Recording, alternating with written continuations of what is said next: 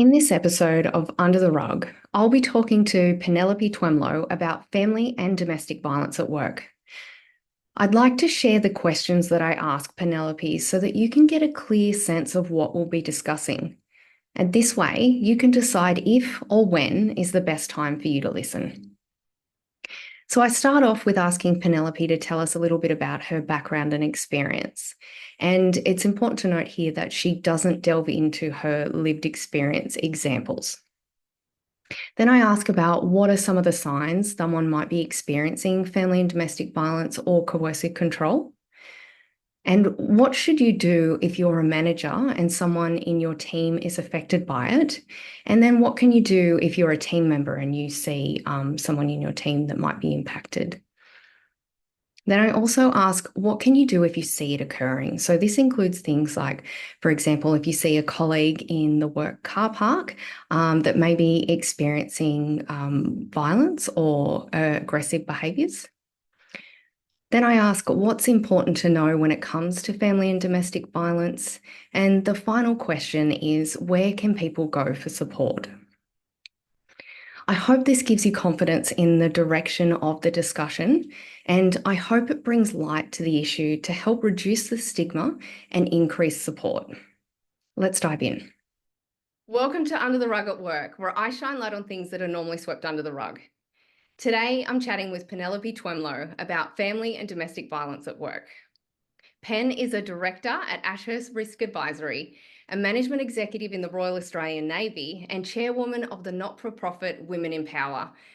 Pen, thank you so much for joining me, and thank you for shedding light on such a difficult topic. I find that when something like this happens, we freeze and we don't know what to do, so we do nothing. And I know nothing is never the answer. So being able to have a conversation with someone like you is incredibly beneficial, and I'm really grateful. So thank you so much for your time. No problems. Thank you for having me on board.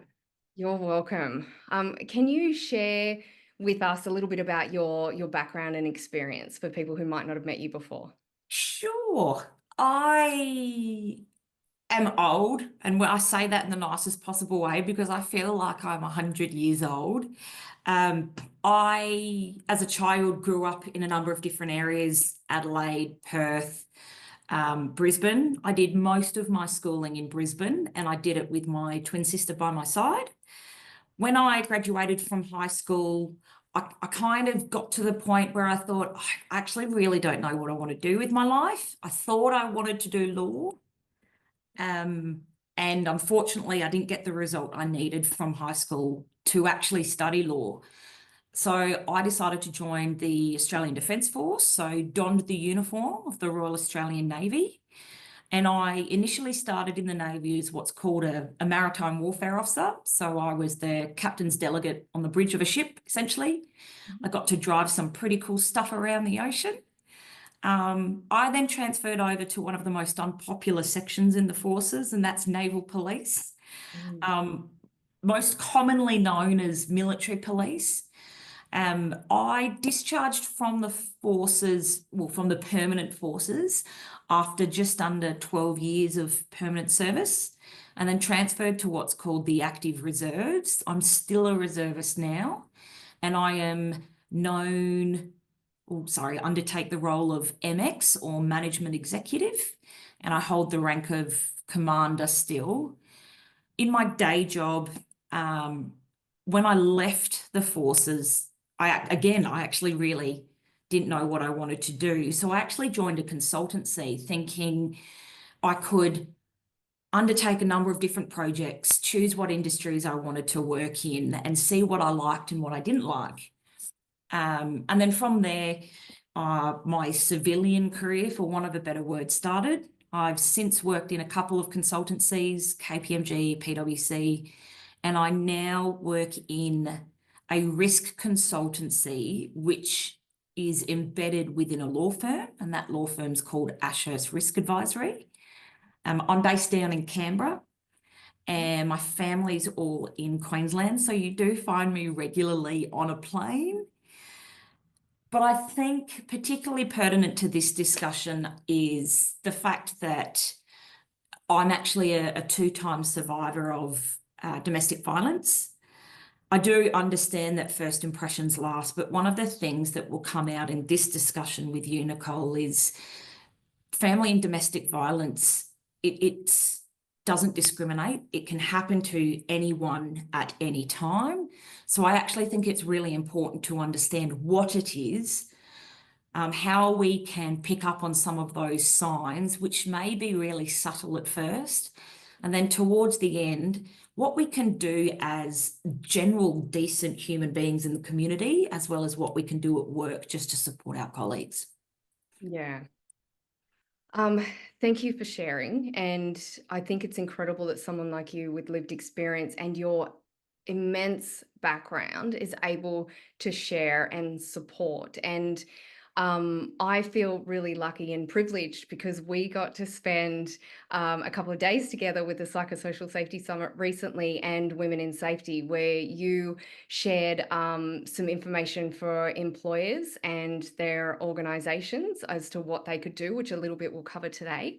And at the Women in Safety Awards, you shared a bit more about your background and experience. And honestly, it was incredible. It was incredibly impactful, but also it's incredibly scary, the stats of people who have or are impacted by family and domestic violence and coercive control. But it is great that people like you are in the positions that you are in. I know you're on boards and that you're doing a lot to support in those areas. And I'll make sure that I link to that in the show notes as well. But we're able to have these conversations to really demystify what to do so that the answer isn't nothing. Yep.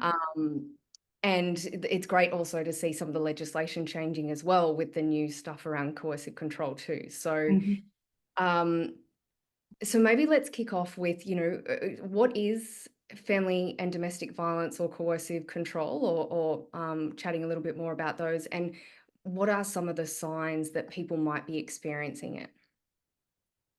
So there's a number of different facets to it. Family and domestic violence is essentially any unwarranted or unwanted actions done towards an individual who is in a close personal relationship with you. For Aboriginal and Torres Strait Islanders, we're actually talking about tribes and clans for their perspective. It is multifaceted. So we do talk about intimate partner relationships. We talk about elder abuse. We talk about children and family violence. And I think there's a number of different warnings that as general human beings we can look out for to understand if someone might be suffering at the hands of a loved one. So if we look at, say, intimate partner relationship, some of the things that we might see are they're afraid of their partner or they're anxious around their partner. Their partner orders them about, directs and corrects them all the time. They may not even have access to their ATM card or finances on a day-to-day basis. When they're normally happy-go-lucky, they will come to work anxious, depressed. They'll avoid eye contact. They'll have lost all of their confidence. You may see physical injuries. Just be aware, though, that some of those injuries may be hidden, and a lot of the perpetrators do understand that we have to wear professional clothes at work so they know exactly where to hurt someone physically so that they are covered up. Sometimes you'll see some of these people regularly cancelling appointments. They never can come out. They're always busy. It's always last minute. And then sometimes they might get constant barrage of texts, emails, phone calls from their partner, asking them to check in what they're doing, who they're with, etc. If we then move on to elder abuse, we sometimes see elders are scared or they're worried and withdrawn, particularly around certain people, and those certain people can be people that they trust and love. Their family and their friends are distanced from them, so they're not allowed to see them. They're not allowed to go out socially anymore. They may have unexplained injuries. They have unpaid bills, and they're constantly changing their routine. I think one of the big ones is they actually have poor hygiene and personal care. They're not looking after themselves anymore. And that can come in the form of an absence of medication or things like hearing aids, things like that.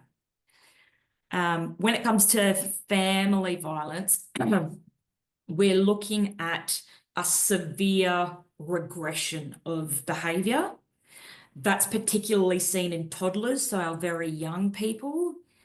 Our young people also complain about illness, so a sore stomach or a headache are generally the normal ones. They're very distressed, and it's very difficult to soothe them or to regulate them. A lot of people in the family violence situation do find it difficult to hold friendships or to even enter into a friendship, let alone maintain it. Children in particular sometimes act out, so they are more aggressive or the behaviours are more over the top.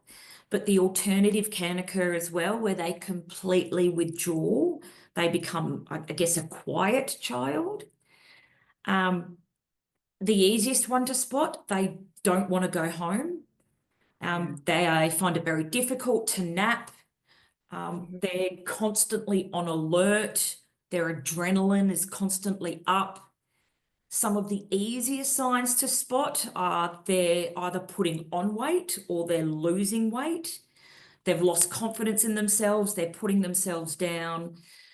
The way that they dress has changed. So they may come across as a little bit more sloppily dressed than normal. And I guess some of the ones when, if they're at school or if someone's at work, they have difficulty concentrating, so they can't focus on a task. So there's a number of different things that you can look out for in those situations. But as you said in your introduction, family and domestic violence does have one key element throughout it, and that's coercive control. When we start talking about coercive control, there is, I think the last count was 12 key elements of coercive control. So you've got someone monitoring your activity day to day. They're isolating you from your support networks. They're gaslighting you, severely criticizing you or name calling, limiting access to money or completely controlling your finances, all the way through to they're making accusations against you, even turning your own children against you, things like that. So it is a severe form of control and intimidation. Yeah. That is so incredibly helpful to detail that out. As you were talking, I was kind of going back in my career thinking, oh, maybe that person, or maybe I think I said to you on email that I hadn't had a situation myself. I don't have lived experience, but listening to some of those things, maybe there was some coercive control in previous relationships. So Yeah. having that clarity to be able to say, right, that's what it is. It gives that black and white rather than that, well, I don't really know. There's that gray area. So thank you. And also, you're the first person I've heard that actually brings in elder abuse to family and domestic violence. They're Well, that always is, talked about so separately that it never it comes together. it is becoming more often regular seen these days. And because family and domestic violence is that intimate relationship between loved ones, elder abuse has to be part of it. And we now have that aging population where in the future, I actually think this is going to be a major cause for concern and something that our government will have to look at seriously, more so than they are now. Definitely.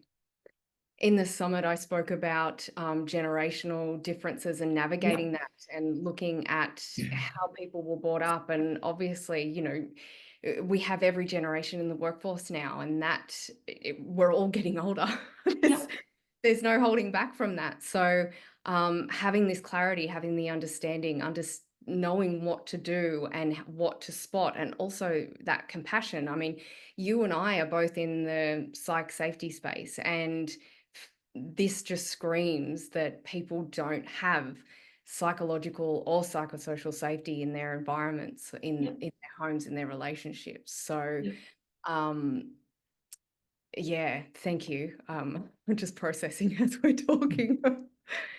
Now, what should you do if you're a manager and someone in your team is affected by this, or they see something like that? Some of the signs. Well, I think the easiest thing that we can do, and I say easy because it's common sense, and that is to check on the welfare of your employees. But it's not so easy because some of us actually really don't want to have awkward conversations. So it can be a really difficult thing for people to do. Outside of making sure that you check on the welfare of your people is to actually understand what support services and what resources are available to you and your other employees. Now, when we do have a conversation with them, there's a number of things that we should do. And you can undergo a number of different courses on how to hold a difficult conversation. Do the courses. But I think the easiest way to do it is to practice. So get a friend, come up with a scenario where it's going to be confronting and difficult to talk about, and work your way through a process until you get to a point where you are comfortable enough that if somebody wants to disclose to you, you are able to handle it. So when we do have those conversations, the first thing we need to remember is that you could actually be the very first person that someone has, or that this person has told you about their experience. If they are making that disclosure, how you will respond is vitally important. So listen without interrupting and let them know that they are not responsible for the other person's abusive behaviour. It is also really critical to believe what they are saying. But the other half of that is also to understand you are not there to be their counsellor. You are there rather to listen to them and to refer them on to the appropriate support services. So acknowledge their fear and reassure them that their concerns are serious and that what you're talking about will remain confidential. And there is a caveat there as well. Confidentiality is obviously of paramount importance going through, I guess, the disclosure process, because your people need to feel that they can come forward to you, they can seek support, and they can do that without the fear of their information or their situation being divulged to people who don't have a need to know. There may be, however, and this is that caveat, there may be a need to breach that confidentiality if there is a risk to that person or others within the vicinity. So it will be important for you as the manager to let that person know that that's the case, that if I as your manager believe that there is an impending risk to your health and safety or the health and safety of someone else, that I am obliged to disclose it. Ask them how they're feeling in their current situation. Most importantly, identify if they are in immediate danger. Sometimes being at work can be the safest place for someone who may be being affected by family and domestic violence. So it's really important for you to understand if the employee does feel safe where they are and if that place is at work. If they do believe that they're not safe or they are in danger, the first thing to do is contact the police or arrange for a domestic violence order. Or if you're not quite au fait with that process, get straight in touch with your EAP or your domestic violence, family violence support services. It is just really vital that you protect their safety and welfare as well as the safety and welfare of their immediate loved ones. Yes. From an organisational perspective, I guess there's some considerations around conducting an individual family and domestic violence risk assessment and possibly even looking at a workplace safety plan. That will then assist you in understanding what their workplace requirements are and the level of support that they need to ensure that they are safe. One of the last things I will say is do not pressure your people to tell you anything they're not comfortable with, or secondly, to make any decisions. Those decisions have to come from that person because they know what is best for them and what is best for their family. So we can, in those discussions, use a number of different statements. Thank you for trusting me. I understand that this has been difficult for you. I'm concerned about your health and safety and the health and safety of your children. I believe you. It's not your fault. I appreciate how difficult this can be. I'm here to support you. What can I do for you? And then before you close out, I would always make sure that you ask if you can check back with them and make sure that you have an agreed time frame for when you can check back with them. And even how to do that as well. I remember you talking at the summit about, there's a lot of control in the relationship. So they may be monitoring text messages or emails or anything like that. So would you say to organize the best way to connect with them and to check in whether that's at work only or, making sure that they're safe outside? Because if they accidentally check in and send a text to say, how are you going? What's going on? And someone else sees that, it could impact them. There's a number of different controls you can put in place. So generally, if they've got a work laptop or a work phone, the perpetrator can't get into that, generally speaking. What we have seen is there is a single point of contact in the organisation who will maintain that communication with the individual. You can come up with, for want of a better word, signs or language which alert that individual that something is wrong. We have seen certain, I guess, hand gestures, things like that are being used. Yep, exactly that one. The other one is a safe word. So the safe word generally is not a word that's used regularly, but one that, if used, will trigger your point of contact to think, all right, she or he has used that word. I know something's wrong. I need to do A, B, or C. And you can have a number of different words where if they use word A, it leads to this action. If it's word B, it leads to this action. Yeah. I certainly know. So because of my instances of family and domestic violence, I now suffer post-traumatic stress and major depressive disorder. But my other half and I do have a code word where I literally say that word and he knows he just has to get me out of whatever situation I'm in. So it's really a mechanism for you to feel, for the individual being affected to feel safe, but then a trigger for someone else to know, all right, I know I've got to do something. Yeah. So there's a number of different things you can do. Outside of technology, you can possibly look at alternate working locations. So if they're not comfortable working at home, see if they can work full-time in the office, or if they want to work from home, get them to work with a colleague at their location, if that's deemed to be risk appropriate. Yeah. There's a number of different things you can do. It is all dependent upon the circumstance. Yeah.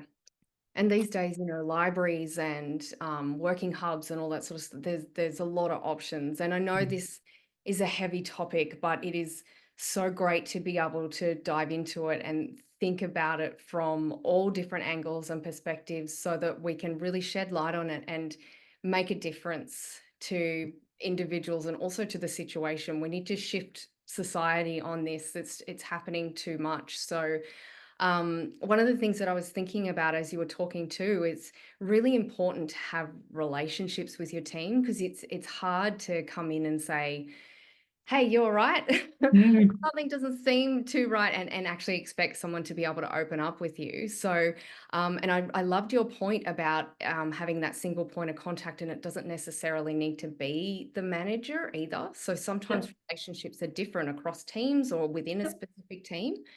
I also know mental health first aid training, they help with that kind of those questioning, like the role plays to say, well, what do I say in this tricky They situation? absolutely do. Yep.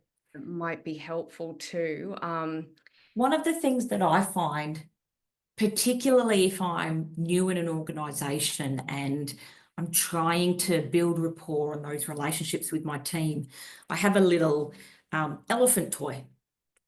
And I bring the elephant into the room, put him in the middle of the table, and I literally say, all right, let's talk about the elephant in the room. And it's the mechanism used to break down the barriers of, I can't say that because I'll get in trouble, or there'll be ramifications on me, or I don't want to be that vulnerable in front of my boss. But I do think there has to be an element of the leader being able to show vulnerability first, because if we need to lead by example, and if we expect our juniors or our subordinates to have a voice, we have to be able to have one first. Yes. Yeah. And I really feel, and I've heard this saying from mothers, but I feel it's the same with leaders as well. Being a leader means you should be the safest person in the room. I heard that about mothers, and gosh, that makes so much sense, but a lot of people don't have that. Yeah. But if you come into a room as the leader, people should know that they can come to you with anything. And that's psychological safety, right? Yep. Completely agree. Yeah. So what can you do if you're a team member? So you might be seeing it from a colleague in your team. You don't have that kind of managerial position or maybe authority or support. What do you suggest for team members?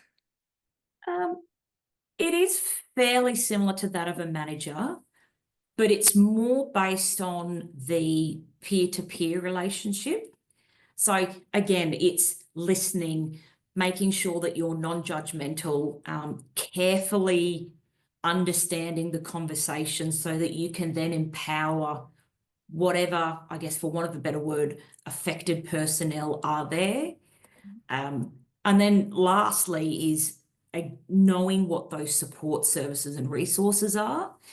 I don't expect every single person in every team to know how to deal with these situations. There are specialists where this is their only job, so they are there to be used. I will flip that coin very quickly and say, anyone who is involved in this sort of work or a disclosure, you must focus on your safety as much as the safety of the person who's disclosing. And what I mean by that is you have to support any employees that may be affected by what is going on in the team. If you are supporting someone, there's three things. Get support yourself. So your personal welfare is just as important as the family and domestic violence support process. So talk to a counsellor. You can call any number of support services yourself, even your EAP. The second part is to be very clear with yourself and the affected person about what sort of support you can give. Again, we are not expecting everybody to be a subject matter expert in this, so utilize those resources. And then the last part to remember is that your support, whether you realize it or not, is valuable. So focus on the discloser's safety. Don't tell them what to do. Let them explore the options, but do it with them. Yes. It really is a collaborative, consultative process. We want that individual to walk away feeling safer, lighter, and with the resources to actually go and do something about their situation. Yeah. And I think we get stuck because we go, oh, I see something happening, but I don't know what to do. And I don't want to make it worse, so I'm going to do nothing. Or the opposite side saying, well, I need to fix it for them. I need to be an expert in XYZ. What information am I going to give them? How can I give them options? And it's taking both of those things away. And as you said, just asking the questions to help them get to the outcome or the solution or the option, or even just helping them get it off their chest. Yep. Problem Yeah. shared is a problem halved sometimes. Yeah. Yep. So yeah, I'm getting goosebumps with this conversation. So thank you. The next question I actually personally wanted to ask, because I've seen things happen and I have no idea what to do. So what do you see if you see something occurring? So if you're in the car park, for example, and a partner is screaming at the other partner or slams the door, or you actually see it happening, what should we do? I not long ago was driving in the car and I saw a guy, a fairly large guy, with a pink suitcase out on the floor, screaming into the backseat of a car. And it just didn't seem right, but I had no idea what to do or who to go to. And I think we often get stuck in that. Yep. We don't want to antagonize. We don't want to make it worse. We don't even know what it is. Maybe they just spilled the juice. I don't know. Yep. But what's your recommendation if you see something happening? What's the best thing for us to do? The best thing for you to do is to call it out, but you should call it out only if it is safe to do so. The last thing we want is for you to put yourself into danger so that then there are two cases or situations rather than one. Yeah. So if safe to do so, call the behaviour out. The other side of that, particularly if, say, you're in a car park or in the office or even walking down the road, if you see someone being yelled at, or if someone is crying and there's another person just abusing them, the easiest thing to do is go up to that individual and say, hey, mate, are you okay? Can I help with anything? Break that situation so that it stops. Give that individual some breathing space to just get their bearings back again, and then let them calm down, take a deep breath, and then say, I'm here to help. What can I do to help? But again, caveat only if safe to do so. Yeah. From a workplace perspective, number of different things. Secure your building. So we've all got those swipe cards to get in and out, PIN code access, things like that. You can implement flexible work practices. Again, one caveat on that, working from home can sometimes not be an appropriate control. Sometimes that is more dangerous than actually going to work. Funnily enough, at the Workplace Health and Safety show recently, they were showing us the new duress alarm systems. So you can give those duress alarms to certain staff that may be impacted. Maintaining that open line of communication will be really important. Having those set and defined procedures in place. So your emergency response, your family and domestic violence policy, things like that. Parking, make sure that, well, not make sure, see if you can provide secure parking. So there is a gate between entry and exit.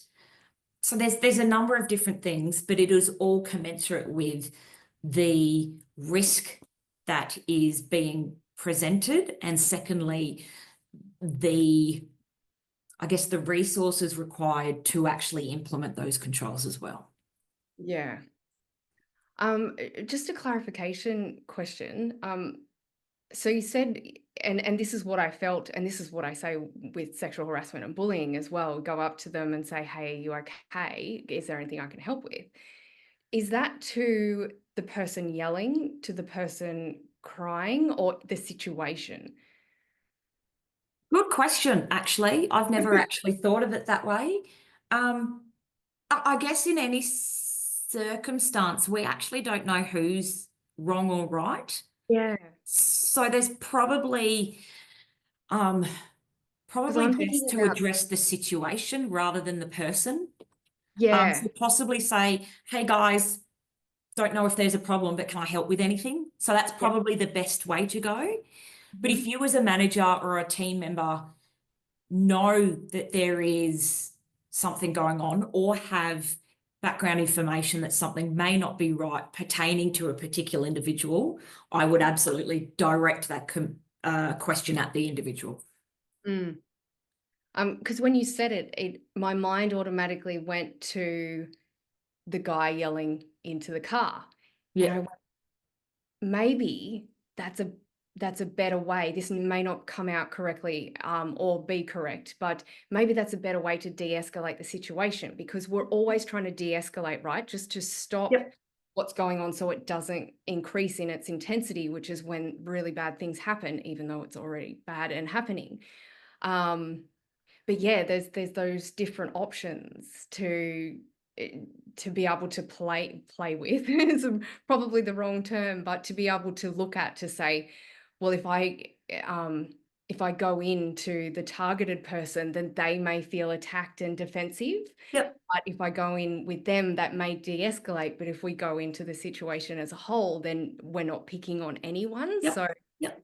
does that make sense? That's just my Yeah, absolutely makes sense. And it's actually a really good point because I've never actually thought of it that way.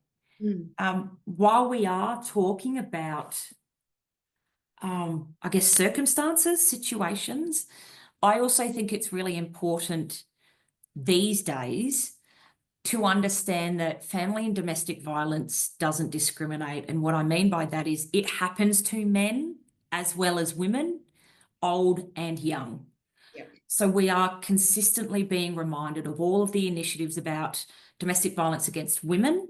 We must understand that, yes, the current statistics outline that the prevalence is more towards women than men, but that's because they are the statistics we are only seeing and they are the ones that are being reported. Yeah. The stigma attached to men reporting domestic violence against themselves is so high that I don't think our statistics at the moment are actually capturing what is actually going on in the community. Yes. And wrongly, there's shame attached to that stigma. Yep. And I shared a story, which I won't share here, but I shared a story at the summit about, both sides. And we need to support everyone. And yeah, we need to make sure that our bias is in check and that we are open and looking for the signs elsewhere too, because I agree. They talk about how sexual harassment and violence aren't reported. It's 1 in 5. So then they give us the stats and I go, well, they're not the right stats because Yep. they're not what's reported. So we really need to look at that. And while we do have the stats, as you said, men are dying by suicide at the highest rate. So Yep. that's not for no reason either. So Mhm. yes. Thank you. So grateful for this chat, and would love to close off by just asking where the best places to go for that support for people, whether they're experiencing it or whether they're seeing people impacted and that they can help lead them to as well. Oh, hang on, sorry. There's one more question before we. Okay. I wanted to ask you, and this is an open-ended question, but what's important to know when it comes to family and domestic violence? I think I've already said it twice, but I'm going to say it again for a third time just to reinforce it. Family and domestic violence does not discriminate. It can happen to anyone at any time, whether you are successful, whether you are not, whether you are a millionaire or whether you are poor. It can happen anywhere, anytime. And I do say that because never in 1,000 years did I think I would become one of the statistics. But one of the things that I am glad or happy for is the fact that I survived. Unfortunately, there are far too many instances where personnel have died at the hands of an intimate partner or loved one who were suffering family and domestic violence. Mm. The last part is for all of the survivors of family and domestic violence, just because they've survived it doesn't mean that the trauma is over. That trauma will live with them for the rest of their life. So the support that you provide to someone immediately when they may be affected is vital. But the support doesn't stop when the circumstance ends. That support can be lifelong and come in the terms of medical, physical, financial, emotional support. I certainly know that I've got a tribe of people around me who keep me level, and I would be lost without them. So I think they're probably the two major points that I would say are important to remember. Yeah. And look, I would not have thought you would have lived experience either. Your background, your skill set, the ability to drive an 8,500-ton warship. I thought that would scare people away. Yeah. I tend to say the things that we're all thinking that we're not supposed to say, but I love that the fact that we can have an open conversation, because you are living proof that if people like you can go through this, anyone can. Yeah. Which is horrible, but really important to drive home. So I'm glad we did speak about that. Thank you. Anything else you wanted to add or say before we go on to how people can get support? I don't think so. I guess the last two things I'll say is, if in doubt, ask a question. There's a number of specialists out there who can help. And the very last point is thank you to you and Neon Shed for being able to talk about this. It's podcasts like these, the summit that you put on, that are so important to start breaking down the stigma attached to these sorts of, I guess, areas. Whether or not it's family and domestic violence, sexual harassment, mental health, whatever it is, we need to start talking about them, and we need to start normalizing the fact of talking about them. So thank you to you and Neon Shed. Oh, you're welcome. And I'm here to make a difference. And every time someone says you can't talk about that, I just say why. Watch And me. it's really how we do it, right? Like listening to you at the summit and the awards and you saying exactly that. We need to bring light to this. I don't like talking about it. However, if I experience it, so do so many other people. And the only way we can move forward is talk about it. So I went, fantastic. Yep. You are incredible, and you are the best person to have this conversation with because of your background and experience in every way. You blow me away. Thanks. Um, Good. And it is, and I don't know if this is appropriate. I often say things and then go, oh shit, did I say the wrong thing? But it, there is support. It is survivable. There are people that help. It's just, we often don't know how. So Yep. this pod, people like you and the incredible work that you're doing are making a huge impact and huge change. So thank you. But let's chat about where people can go for that support. So what are some of the organisations that you recommend or links that we can share as well? So I think the first one for organisations is your EAP. Mm-hmm. Your EAP has been put in place because of a robust selection process by your executives. So use that. They are your specialists. They can direct you to other resources. But outside of that, there are a number. So your 1-800 RESPECT, your White Ribbon Australia, Relationships Australia, Services Australia. You've got organisations like your Salvation Army, your Lifelines, Reach Out Australia, Our Watch, Safe Steps, etc.